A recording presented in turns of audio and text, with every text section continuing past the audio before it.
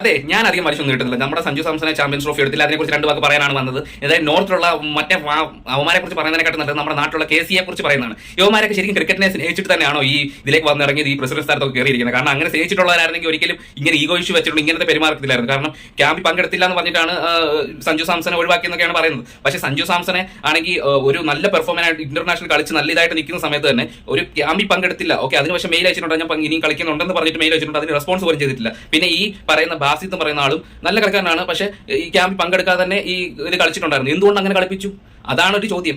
അപ്പം രണ്ടുപേർക്ക് രണ്ട് നിയമവും. എന്ത് കഷ്ടമാണ് ഇങ്ങനത്തെ ഈഗോ ഇഷ്യൂ ഒക്കെ വെച്ചിട്ട് നടക്കുന്നത്. കാരണം എത്ര വർഷമായിട്ട് കാത്തിരിക്കുകയാണ് സഞ്ജു സാംസൺ ഒരു നല്ല ഒരു കരിയർ കിട്ടാൻ വേണ്ടി. എന്നിട്ട് നമ്മുടെ നോർത്തിലുള്ള സപ്പോർട്ട് ചെയ്യുന്ന പോട്ടെ, നമ്മുടെ നാട്ടിലുള്ള ഈ അസോസിയേഷനെങ്കിലും സപ്പോർട്ട് ചെയ്യണ്ടേ? കഷ്ടം തന്നെ പറയാം. പിന്നെ ഒരു കാര്യം എന്ന് പറഞ്ഞാൽ, പിന്നെ കരുൺ നായറിനെയും തഴഞ്ഞു. ഏകദേശം 752 റണ്ണാണ് സ്കോർ ചെയ്തിട്ടുള്ള ഒരു 7 ഇന്നിംഗ്സിൽ, ഏകദേശം 5 സെഞ്ചുറി. എന്നിട്ടും BCCI എടുത്തില്ല. പിന്നെ നോർത്തുകാർക്ക് നമ്മുടെ സൗത്തിൽ നിന്നുള്ളവരെ വലിയ പുച്ഛാണല്ലോ, അവന്മാർക്ക് അവരുടെ ആൾക്കാരെയാണ് കൂടുതൽ വേണ്ടത്. പിന്നെ നമ്മുടെ പയ്യന് ചാൻസ് കിട്ടണമെങ്കിൽ ഈ രോഹിത് ശർമ്മ അഗാർക്കറും ഒക്കെ പുറത്ത് പോകേണ്ടി വരും സെലക്ടർമാർ. കാരണം എന്ന് പറഞ്ഞാൽ രോഹിത് ശർമ്മയുടെ ബുദ്ധി അപാരമാണ്. ആണെങ്കിൽ സഞ്ജു ഓപ്പണായിട്ട് ഇറങ്ങി കഴിഞ്ഞാൽ ആണെങ്കിൽ അവനൊരു കോമ്പറ്റീറ്റീവ് ആവും. അല്ലെങ്കിൽ ജയ്സ്വാളിനെ ഇറക്കിയാലും പ്രശ്നമാകും. ജയ്സ്വാളിനെ ടീമിൽ എടുത്തിട്ടുണ്ടെന്നേ ഉള്ളൂ. അപ്പോൾ അയക്കി ഇരുത്താനാ.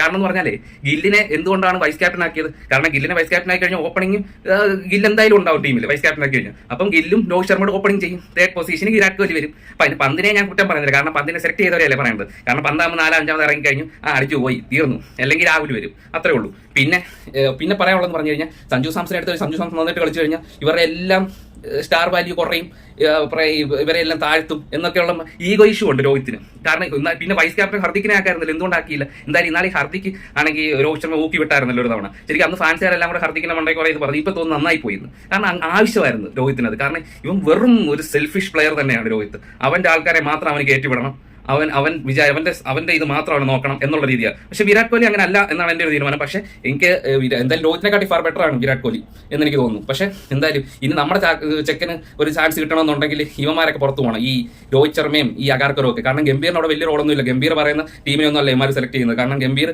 പറഞ്ഞ ടീമിനെ സെലക്ട് ചെയ്യുമായിരുന്നെങ്കിൽ നമ്മുടെ ഓസ്ട്രേലിയക്കെതിരെയുള്ള ടെസ്റ്റ് ക്രിക്കറ്റ് ഒക്കെ സുഖമായിട്ട് ജയിച്ചാൽ പൂജാരയൊക്കെ എടുത്തിരുന്നെങ്കിൽ. കാരണം ഇതിൽ ഗംഭീറിനെ ഒരിക്കലും പറയില്ല. ഇനി ഗംഭീറിനെ ചാമ്പ്യൻസ് ട്രോഫി കഴിഞ്ഞാൽ ഗംഭീറിനെ മിക്കവാറും പുറത്താക്കുകയും ചെയ്യും. അതോടെ സഞ്ജുവിന്റെ വാതിൽ അടയുകയും ചെയ്യും. സൂര്യകുമാറിനെ വിചാരിച്ചാൽ പോലും നടക്കത്തില്ല സഞ്ജുവിനെ എടുക്കാൻ. എന്തായാലും ഇവന്മാരുടെ ബുദ്ധി അപാരം തന്നെയാണ്. നടക്കട്ടെ. എന്തായാലും ഇവരൊക്കെ തെറിയൊക്കെ വരുന്നുണ്ടെന്ന് ഞാൻ പറയുന്നില്ല.